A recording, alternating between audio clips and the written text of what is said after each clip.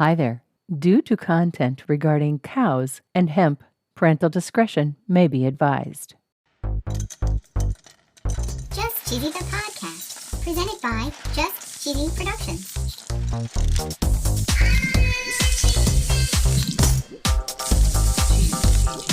Hi there. I'm your host, Fondue. In honor of International Animal Rights Day on 12/10, we're going to be talking cows. Yay, cows. I'd like to think of it as a Cows Gone Wild episode. Whoa. We're going to talk cream cheese. We're going to honor a grandpa in Ohio. While we're in Ohio, we're going to talk about a movie called Dress a Cow. What? And of course, no episode would be complete without a cheesy joke. Oh yeah, joke. Stay tuned for Season 2, Episode 30 of Just Cheesy, the podcast.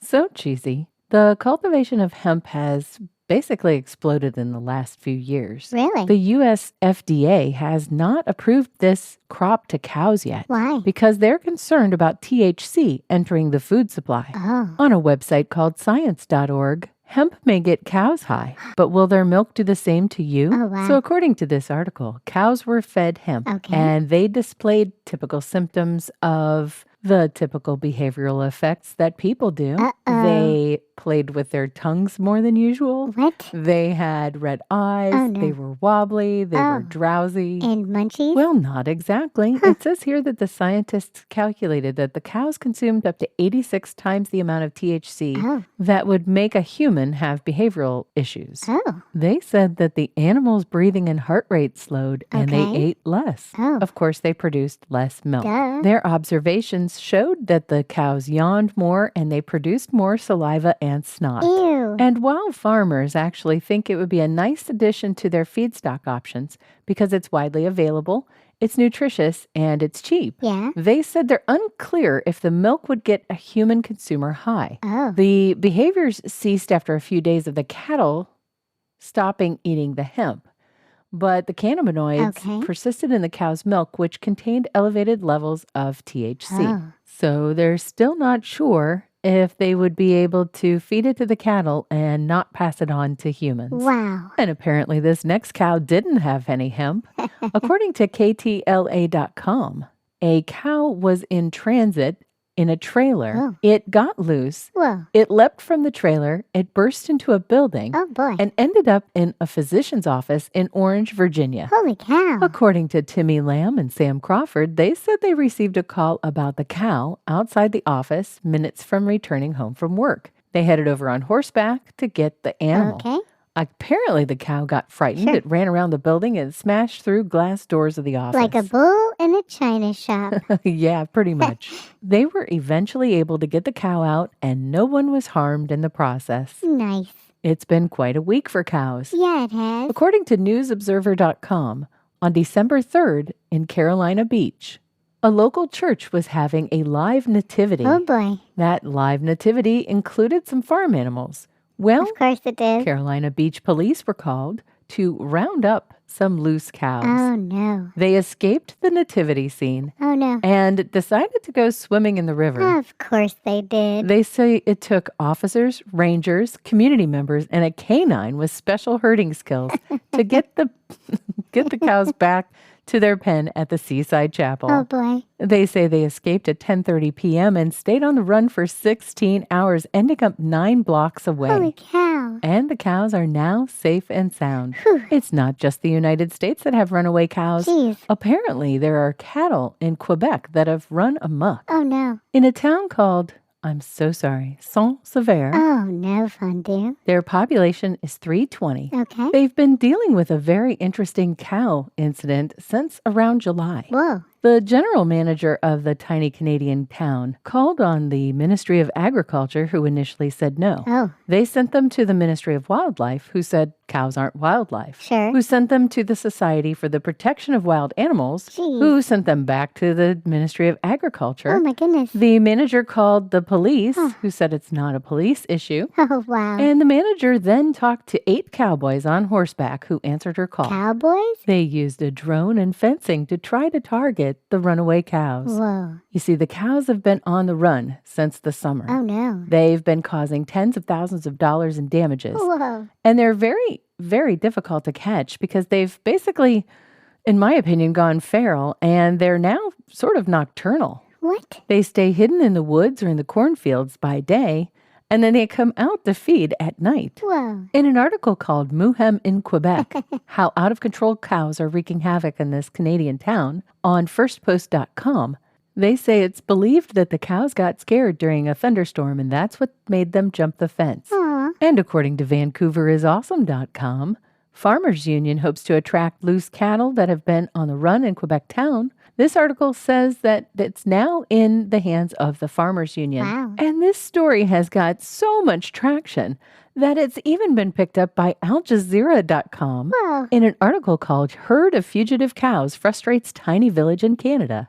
This article expresses the fears of the town. Oh. 1, they're afraid they might get into the road and cause an accident. Oh, yeah. And 2, because it's winter, it's going to be harder and harder for the cows to find food. Aw. I plan to keep updated on this very topic from a TikToker Okay. called Matness MTL. They have a great video regarding the cows from an article written by Sebastian Houle. The initial article was in French, but he sums it up on the TikTok in English. Nice. And would you believe, on walesonline.co.uk, they talk about cows foiling a plan of a criminal. Go cows. So apparently officers from Devon and Cornwall were tracking a fugitive. He was in a field. They were filming it by helicopter, and it appears that the cows basically herded him up and drove him toward the police officers. Wow. The article says that they moved out of their field into the arms of waiting police officers,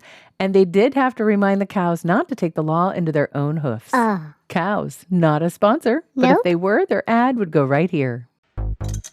Have you ever wanted to listen to the web? Yeah. Well, Newsly makes that possible. They do. They're an all-in-one audio super app for iOS and Android. Super app. You can listen to trending articles on the web on topics that you choose and get them read to you in a natural human voice. What kind of topics? Sports, Cheese? tech, business, science. Cheese? I'm sure there's even cheese. Yay. They even have an entire section for podcasts. Are we there? Of course we are. Ooh. It's one of my new favorite podcast apps. They even have digital radio. Holy cow. Just go to www.newsly.me to download it free. Whoa. Or use the link in the description.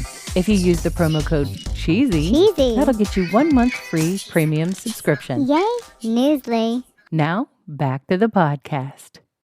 It's time for my favorite segment. This week in cheese. Well, according to news5cleveland.com, some pretty sad news about Grandpa of Grandpa's Cheese Barn in Ashland, Ohio. Oh, no. Paul Baum, who was Grandpa, died on Thursday at the age of 93. Aw. Back in 1978, Richard and Rhonda Poorbaugh started something called Grandpa's Cheese Barn. Oh, Now, this barn was actually a dairy farm, really? but it was converted into a shop like it is today. Wow. And the grandpa of Grandpa's Cheese Barn was Paul Baum. Aw. He and his wife just celebrated 73 years of marriage. Holy cow. In fact, Grandpa was still working there at age 86 when the news actually started a series called My Ohio in 2015. Whoa. And even though Grandpa has passed on, Aw.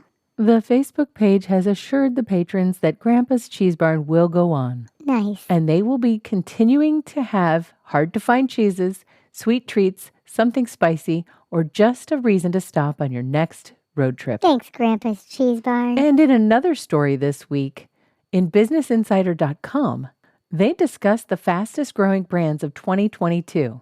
And shared in this list are the likes of Meta and Adobe, Beats, Crocs, Office Depot, Whoa. Gatorade, Frito-Lay, and Great Value Cream Cheese at number 8. What? Apparently, it's very highly unusual to have cream cheese on the list Yeah. and to have a store brand cream cheese at that. Right. They say they believe a couple of different factors may be at play. Really? The pressures of increasing inflation drive people to the private grocery brands. Ah. Personally, I think people are stocking up since there were so many shortages last year. Right. There's been a significant amount of TikToks with chicken and cream cheese, so perhaps that's the reason why there's such a big drive in Walmart brand cream cheese. Yeah. And in our last story today, there's a website called Short of the Week, and they talk about a movie called Dress a Cow. Aw. We're back to Ohio in this one. Of course. Apparently, at the Muskingum County Fair, for the last 38 years,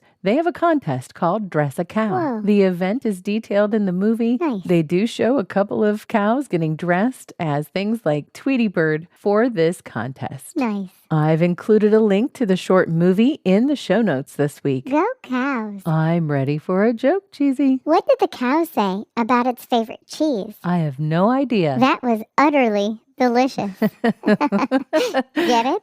Utterly delicious? I got to admit, I think that was pretty funny. And a little bit cheesy.